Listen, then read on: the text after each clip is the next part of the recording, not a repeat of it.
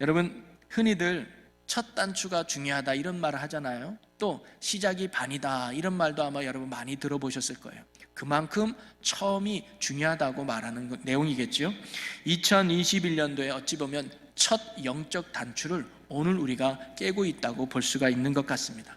첫 주일 예배를 성공으로 해서 앞으로 드려지는 모든 예배 가운데 우리가 성공해서 올 한 해도 더 영적으로 성장하고 성숙될 수 있는 복되고 귀한 은혜 한 해가 되시기를 주님의 이름으로 간절히 축원합니다.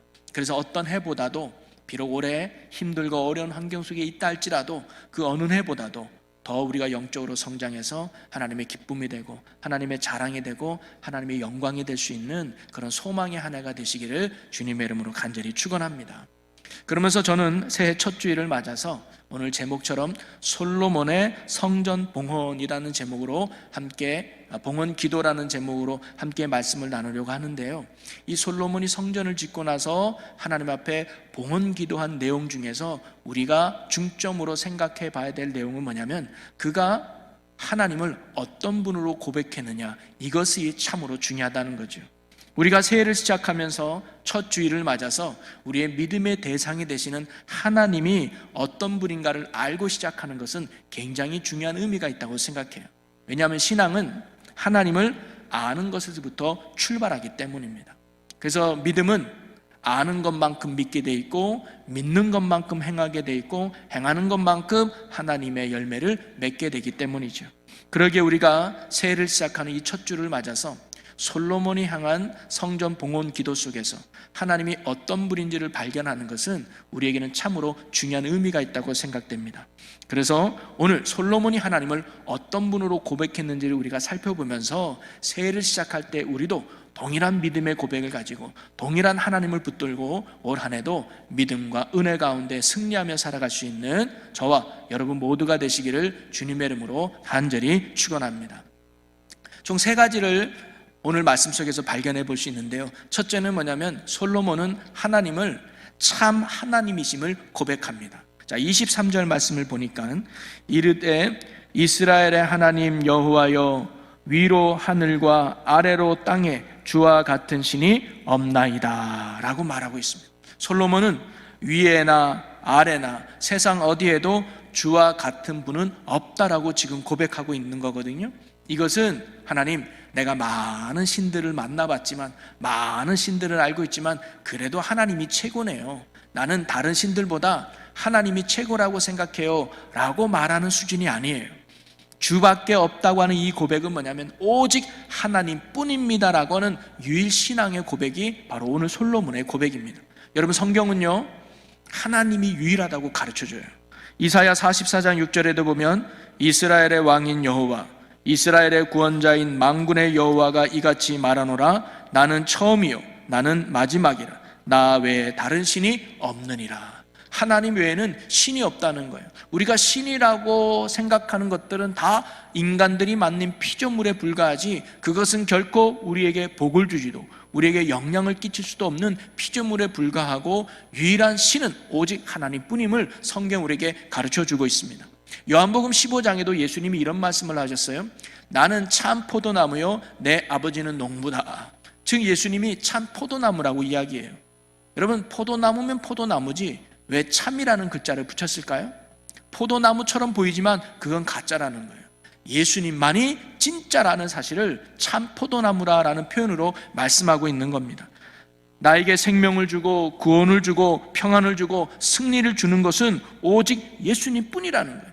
그분만이 나의 참된 구주가 되고 그분만이 나의 참된 생명이 된다. 그 의미가 참 포도나무라는 말씀이에요. 그래서 예수님 안에 거하는 자들만이 열매를 많이 맺을 수 있다라고 예수님이 말씀하고 있는 것이죠. 그래서 바울도 가르쳐 주기를 이렇게 말씀합니다. 고린도전서에 보니까 그러므로 우상의 제물을 먹는 일에 대하여는 우리가 우상은 세상에 아무것도 아니며 또한 하나님은 한 분밖에 없는 줄 아노라. 우상, 다른 신들을 의미하는 거예요. 그것은 피조물에 불과하다. 하나님은 오직 한 분뿐이다. 우리가 믿는 그분만, 주님만이 진정한 하나님이다 라고 고백하고 있는 거죠. 그래서 솔로몬이 고백한 주밖에 없다, 주와 같은 신이 없다라는 이 고백도 바로 그런 고백의 일환입니다. 오직 주님만이 하나님이시고 다른 하나님은 없다라고 하는, 오직 하나님뿐입니다라는 신앙 고백이죠. 이것을 좀 더 쉽게 풀어보면 이런 고백이 담겨져 있는 겁니다. 나는 하나님만을 의지합니다. 나는 하나님만을 신뢰할 겁니다. 그리고 나는 하나님만을 섬기며 하나님만을 따를 것입니다 라는 신앙 고백이 주밖에 다른 신이 없습니다 라는 고백에 담겨져 있는 거예요. 그렇다면 솔로몬이 이렇게 주와 같은 분은 없습니다라고 고백했던 이유는 어디 있을까요? 앞부분에 나왔듯이 위로 하늘과 땅 아래에 하나님이 계속 계시는, 즉 어디서나 아무 곳에나 안 계신 곳이 없는 하나님이시기 때문에 솔로몬은 주밖에 없다라고 고백을 하는 거예요. 즉 어디에든 계시는 하나님의 이 속성에는요, 세 가지의 하나님의 속성이 담겨져 있습니다. 첫째는 뭐냐면 하나님의 전능하심이 담겨져 있어요. 하나님이 안 계신 곳이 없다는 이유는 뭐냐면 하나님은 못할 것이 없다는 거예요. 하나님의 전능하심이 오늘 이 솔로몬의 고백 속에 담겨져 있고요. 두 번째는 하나님의 전지하심입니다. 즉 어디나 계시니까 모든 것을 하나님이 알고 계시는 거예요.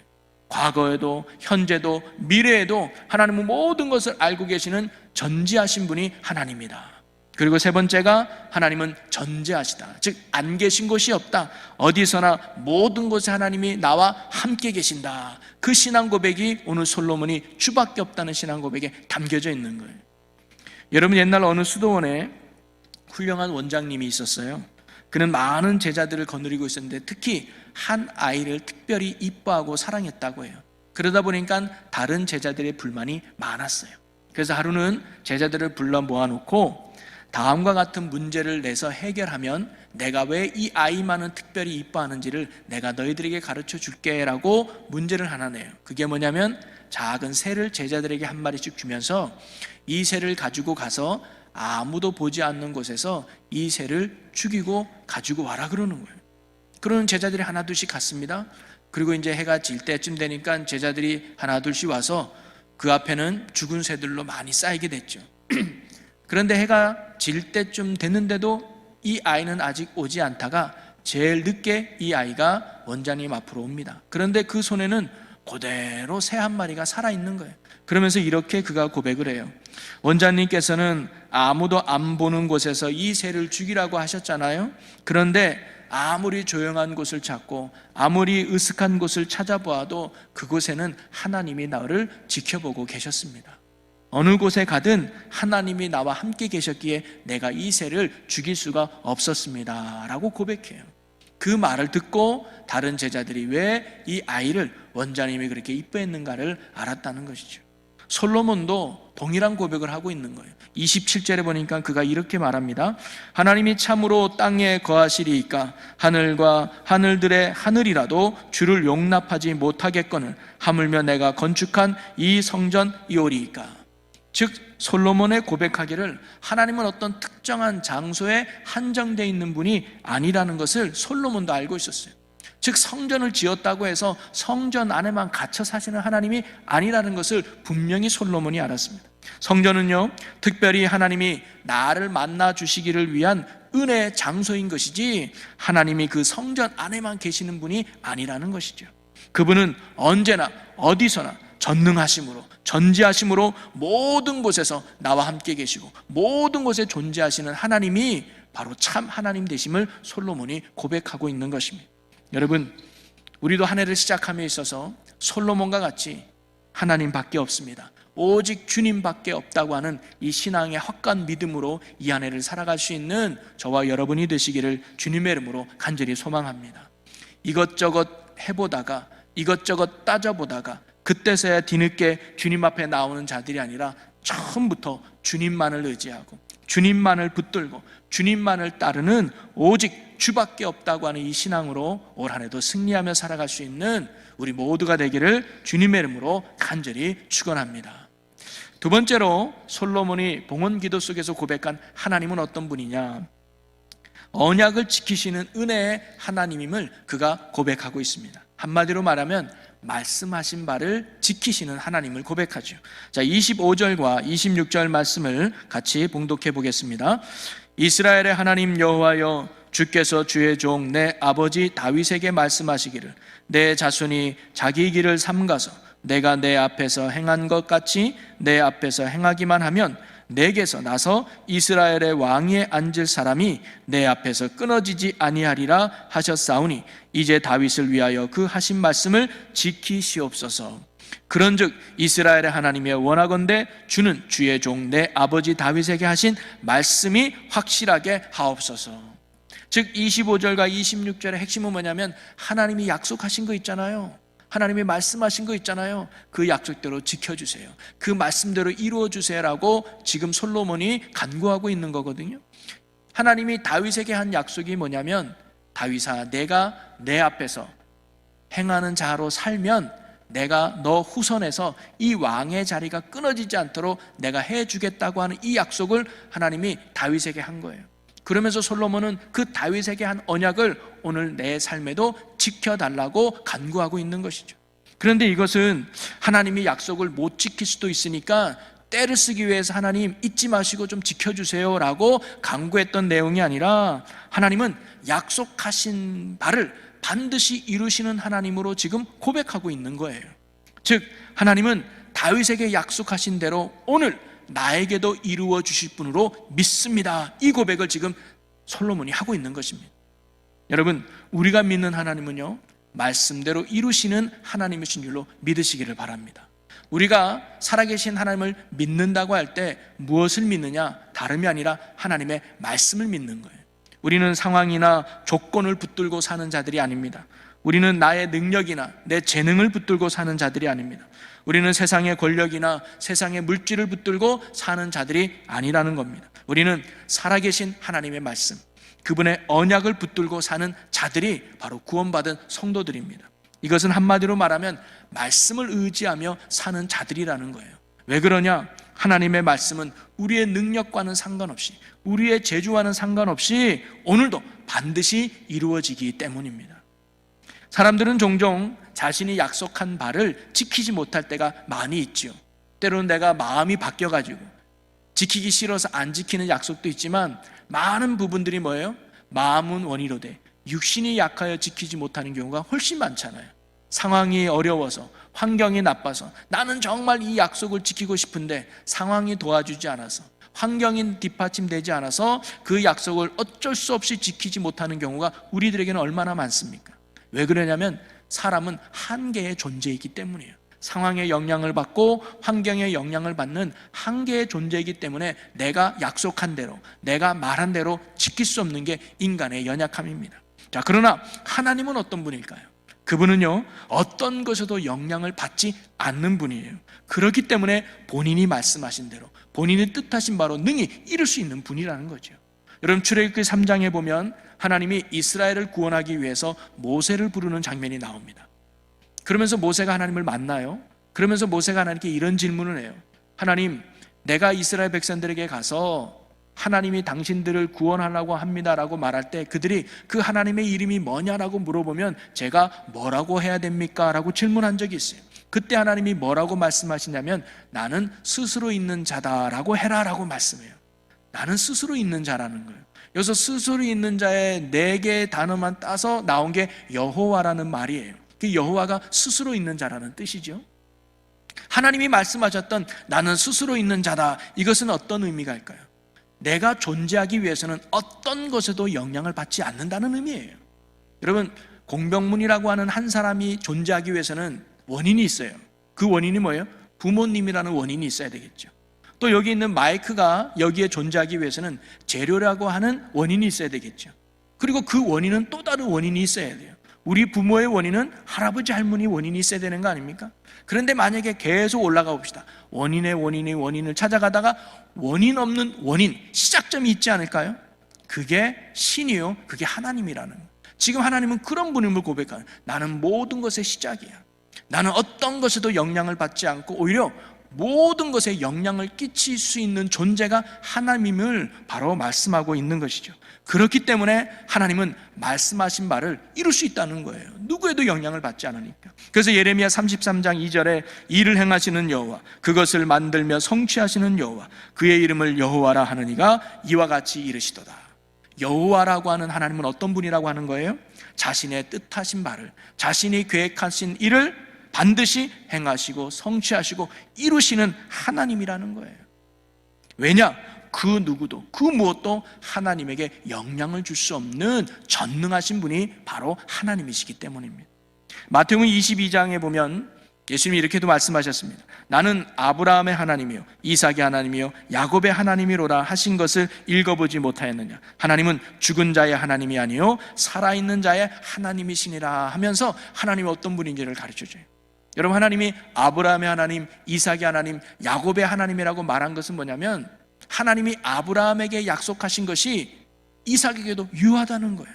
그리고 그것은 야곱에게도 유효하다는 거예요. 사람은 바뀌어도 하나님의 약속은 변함이 없음을 말해주는 거예요.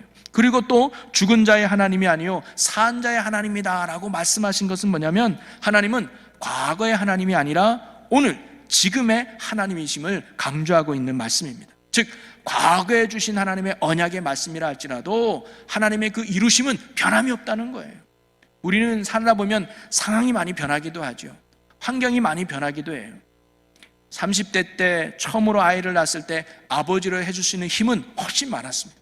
그런데 70세, 80세가 되어서 자녀들에게 해줄 수 있는 힘은 없어요. 왜냐하면 상황이 너무 바뀌었어요. 환경이 너무 달라졌어요. 그러다 보니까 내가 할 수 있는 능력도 많이 달라졌어요.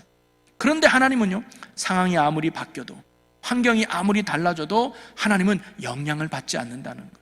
그러기에 그분의 말씀대로 이루시는 능력은 과거나 현재나 미래나 통일하다는 것을 말씀해주고 있는 것입니다. 그래서 하나님은 뭐예요? 말씀하신 대로 약속하신 바를 반드시 이루시는 신실하신 하나님이라는 겁니다. 여러분, 우리가 구원받은 것도 바로 하나님의 언약, 하나님의 약속으로 우리가 얻게 된 거예요. 에베소서 1장 5절 6절에 보면 그 기쁘신 뜻대로 우리를 예정하사 예수 그리스도로 말미암아 자기의 아들들이 되게 하셨으니 이는 그가 사랑하시는 자 안에서 우리에게 거저 주시는 바 그의 은혜의 영광을 찬송하게 하려는 것이라. 아멘. 여기서 예정하다는 말은 뭐냐면 미리 결정했다라는 의미잖아요. 즉 하나님이 죄인된 우리가 예수 그리스도를 통해서 죄 용서받고 하나님의 자녀가 되도록 이미 결정해 놓으셨다는 거예요. 우리를 보고 자녀 삼아줄까 말까 그때마다 달라는 게 아니라 이미 과거에 하나님이 작정해 놓으신 거예요. 죄인된 인간들이 예수 그리스도를 믿음으로 말미암아 죄 용서받고 하나님의 자녀가 되게 하셨다고 하나님이 이미 약속해 놓으신 거예요. 그것이 구원의 근거인 것입니다. 하나님이 이미 약속해 놓으셨기에 우리는 그 약속대로 예수 그리스도를 통해서 죄 사함 받고 하나님의 자녀가 되는 구원을 얻을 수 있게 된 것입니다. 그것이 과거에 살던 사람이든 오늘 현재에 사는 사람이든 아니면 미래에 살 사람이든 누구든지 이 약속대로 구원이 성취되는 거예요. 상황이 아무리 달라져도 환경이 아무리 달라져도 하나님이 약속하신 이 구원은 변함이 없다는 사실입니다. 자, 그러면 하나님은 어떤 자에게 이런 약속대로 하나님의 말씀을 온전히 이루어 줄까요? 솔로몬의 고백 속에서 그걸 살펴볼 수 있는데 그것은 하나님 앞에 사는 자가 하나님의 약속을 성취할 수 있다는 거예요. 자, 다시 한번 솔로몬이 고백한 25절 속으로 한번 가봅니다. 그 말씀에 이런 표현이 나옵니다. 내 자손이 자기 길을 삼아서 내가 내 앞에서 행한 것 같이 내 앞에서 행하기만 하면 내게서 나의 이스라엘 왕위에 앉을 사람이 내 앞에서 끊어지지 아니하리라 하셨사오니. 지금 솔로몬이 뭐를 고백하면 하나님의 약속을 고백해요. 그 약속은 뭐냐면 다윗의 핏줄에서 왕의 자리가 끊어지지 않게 하겠다라는 하나님의 약속을 지금 믿고 있는 거예요. 근데 어떤 사람에게 이런 약속을 주시냐? 조건이 있어요. 그게 뭐냐면 하나님 앞에 사는 자가 되어야 된다는 거예요. 다윗처럼 하나님 앞에 신실하게, 다윗처럼 하나님을 섬기는 사람이 되면 너든 네 백성이 그런 삶을 살면 너의 후손에서 왕위가 끊어지지 않을 거야 라고 하나님이 약속하는 거예요.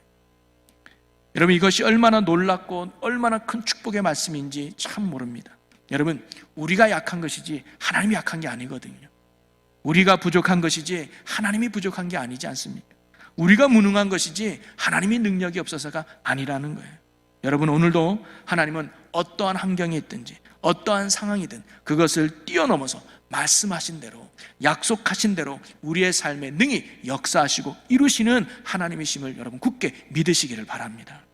그리고 그러한 약속의 성취, 하나님의 말씀은 어떤 자에게 이루어진다고요? 주님을 믿고 하나님 앞에 순종하며 하나님만을 섬기며 따르는 자에게 하나님은 오늘도 환경을 넘어서, 상황을 넘어서 불가능을 가능케 해지는 놀라운 말씀의 역사를 우리의 삶에 이루어주는 줄로 믿습니다. 사랑하는 성도 여러분, 올 한 해 여러분의 삶에 하나님의 말씀대로 이루어지는 놀라운 은혜와 구원의 역사가 이루어지는 축복의 삶이 되시기를 주님의 이름으로 간절히 축원합니다. 그리고 그러한 말씀의 역사는 하나님 앞에 우리가 살아가는 거예요. 말씀에 순종하며 하나님 앞에 신실하게 따르는 믿음의 삶을 살아갈 때 우리의 삶에 말씀대로 이루어지는 이 역사가 일어난다는 것을 명심하고, 여러분 올 한 해도 저와 여러분이 하나님의 말씀을 믿고 그리고 그 말씀 앞에 신실하게 순종함으로 살아갈 수 있는 저와 여러분 모두가 되시기를 주님의 이름으로 간절히 축원합니다. 그리고 마지막 세 번째로 솔로몬은 어떤 하나님을 고백하느냐? 우리의 기도를 들으시고 응답하시는 하나님을 고백했습니다. 자, 29절, 30절 두 절 말씀을 한번 읽어보도록 하겠습니다. 주께서 전에 말씀하시기를 내 이름이 거기 있으리라 하신 곧 이 성전을 향하여 주의 눈이 주야로 보시오며 주의 종이 이곳을 향하여 비는 기도를 들으시옵소서.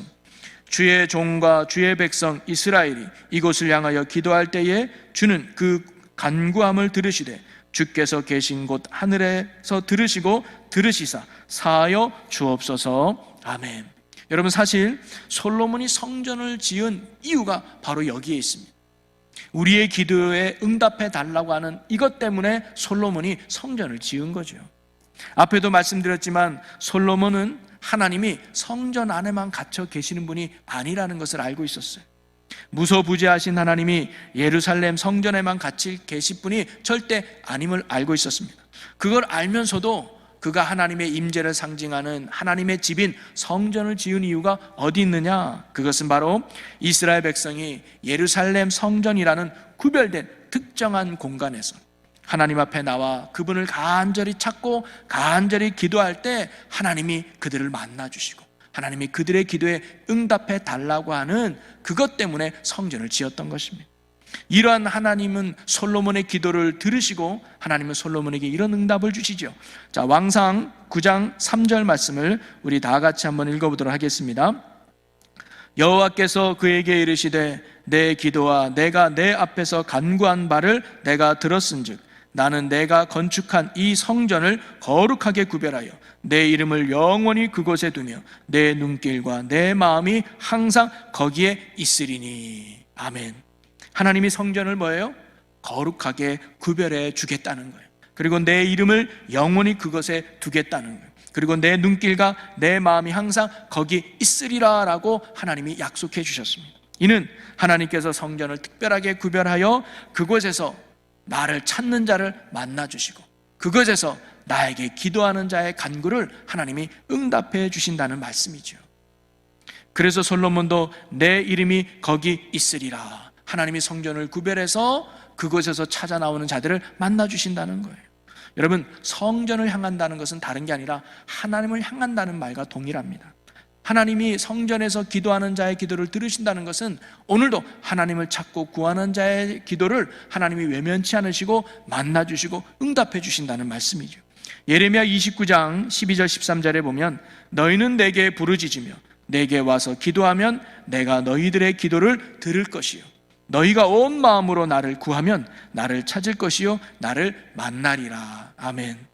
하나님을 향해 간절히 구하는 자녀들의 기도를 하나님은 결코 외면치 않으십니다. 전심으로 기도하는 성도는 반드시 응답하시는 하나님을 만나게 될 것입니다. 그리고 30절의 말씀처럼 어떤 죄를 지어도 하나님 앞에 나와 회개하며 간구하는 자의 기도를 들으시고 모든 죄를 하나님이 사하여 주셔서 다시금 하나님의 관계를 회복되는 축복의 은혜가 기도하는 자에게 있다는 것을 오늘 말씀해 주고 있습니다. 여러분, 올 한 해도 우리가 솔로몬과 같이 기도에 응답하시는 하나님을 신뢰하고 어느 환경에 놓여 있든지 기도하는 자가 되어서 하나님의 응답 속에 풍성한 삶을 살아갈 수 있는 저와 여러분이 되시기를 주님의 이름으로 간절히 축원합니다. 말씀을 정리하겠습니다. 여러분, 솔로몬은 하나님이 거하시는 거룩한 성전을 짓고 나서 봉헌 기도를 드릴 때 하나님 앞에 전심으로 기도를 합니다. 그리고 그 기도 속에서 중요한 건 뭐냐면 기도의 대상이 되시는, 믿음의 대상이 되시는 하나님이 어떤 분인가에 대한 분명하고도 정확한 신앙 고백을 담겨져 있습니다. 그것이 어떻게 보면 하나님이 솔로몬의 기도를 들으시는 이유이기도 합니다. 하나님을 어떤 분으로 알고 있느냐 중요하다는 거죠. 솔로몬은요, 하나님을 참 하나님으로 믿었습니다. 주님밖에 없다는 거죠. 이 말은 나는 하나님만을 신뢰하겠습니다, 하나님만을 의지하겠습니다라고 하는 신앙 고백으로 출발했습니다. 그리고 그 하나님은 말씀하신 대로 반드시 이루시는 하나님을 믿고, 그는 상황을 쫓기보다, 환경을 쫓기보다 말씀 앞에 자기 자신을 맡기고 순종하는 삶을 살기를 결단했던 게 솔로몬입니다. 그리고 마지막으로 그는 반드시 사랑하는 자녀들의 그 기도에 응답해 주시는 신실하신 능력의 하나님을 신뢰했습니다. 여러분, 올 한 해 시작하는 우리 첫 주일 이 아침에 우리도 솔로몬과 같은 하나님에 대한 분명한 믿음을 가지고 이 한 해를 시작할 수 있는 저와 여러분이 되기를 주님의 이름으로 간절히 소망합니다. 주님밖에 없습니다 라는 신앙 고백으로 어떤 상황에 놓여 있든지 주님만이 나의 유일한 구원자가 되고 주님만이 나의 유일한 능력이 됨을 믿고 오직 하나님을 참 하나님으로 붙들고 믿음 안에 살아갈 수 있는 저와 여러분이 되시기를 바라고요. 그리고 하나님은 오늘도 말씀대로 이루시는 하나님이십니다. 상황은 변하고 환경은 변하고 나도 달라진다 할지라도 변하지 않는 분 하나님, 그리고 변하지 않는 그 말씀은 오늘도 능히 그 말씀대로 이루어짐을 믿고 우리가 하나님 앞에 오늘도, 아니 앞으로도 신실하게 살아간다면 우리 하나님이 말씀대로 우리의 삶을 이끄시고 말씀대로 우리의 삶에 놀라운 구원의 능력으로 베풀어 주실 줄로 믿습니다. 그리고 오늘도 사랑하는 자녀들의 그 음성에 귀 기울이시는 그 하나님의 귀한 말씀을 믿으시고, 여러분 어떤 어려움이 와도 어떤 힘듦이 와도 우리의 기도를 들으시는 그 하나님 앞에 무릎 꿇고 성전을 향하여 하나님을 향하여 다 간절히 기도함으로 말미암아 올 한 해도 응답하시는 하나님의 큰 은혜 속에 풍성한 삶을 살아갈 수 있는 저와 여러분의 귀한 삶이 되시기를 주님의 이름으로 간절히 축원합니다. 우리 기도하겠습니다. 할렐루야. 사랑과 은혜가 풍성하신 하나님 아버지, 오늘 우리는 솔로몬의 기도 속에 담긴 하나님에 대한 고백을 함께 나누어 보았습니다.